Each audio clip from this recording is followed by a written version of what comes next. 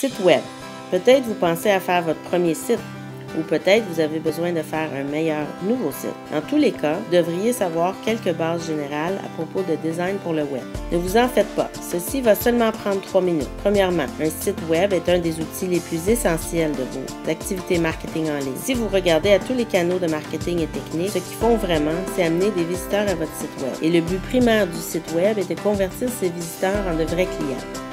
En termes de marketing, ceci s'appelle conversion. Un mauvais site va vous amener à gaspiller votre argent avec d'autres méthodes de marketing parce que vous n'avez pas besoin plus de visiteurs si vous ne pouvez pas les convertir en vrais clients. Le mieux votre site web est fait, le mieux ces visiteurs peuvent être convertis en vos clients. Et ça ne fait pas de différence si vous vendez des produits aux consommateurs en ligne, offrez des services locaux ou bâtissez des maisons. Plusieurs personnes dans cette industrie se disent des designers web, mais ce sont seulement des personnes avec du savoir-faire en codage. Sans vraiment planifier, ils vont pouvoir vous créer un site web assez rapidement avec beaucoup d'informations, photos, contacts, et la question reste, est-ce que c'est vraiment la meilleure façon de convertir vos visiteurs en vos clients? Est-ce que c'est vraiment ce que vous avez besoin? La réponse est simple, non.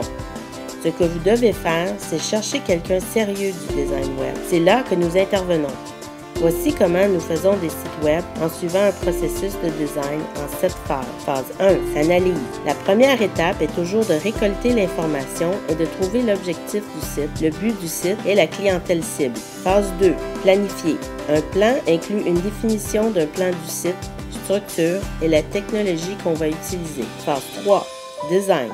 Non seulement qu'on se concentre sur des modes filières et le style visuel à ce stage-ci, mais aussi l'utilisation d'interfaces pour obtenir la meilleure expérience d'utilisateur. Phase 4. Contenu. Une partie très importante du processus est de choisir le bon texte, les bonnes photos ou vidéos. Tout doit être optimisé, non seulement pour vos vidéos, mais aussi pour les moteurs de recherche. Phase 5. Développement. Ici, nous allons créer le site en utilisant des liens hypertextes et le langage CSS, avec l'aide de banques de données et autres technologies. Phase 6. Essai. Nous essayons toutes les caractéristiques techniques comme les scripts de codage, compatibilité avec d'autres navigateurs et nous nous demandons si le site web accomplit pleinement son objectif. Phase 7. Déploiement. Une fois le lancement du site, notre boulot ne finit pas là. Nous allons toujours surveiller ce qui se passe dès le début du lancement. Ceci nous permet de régler des petits problèmes qui peuvent possiblement survenir. Et si vous voulez, nous pouvons gérer la maintenance et vos mises à jour futures pour vous.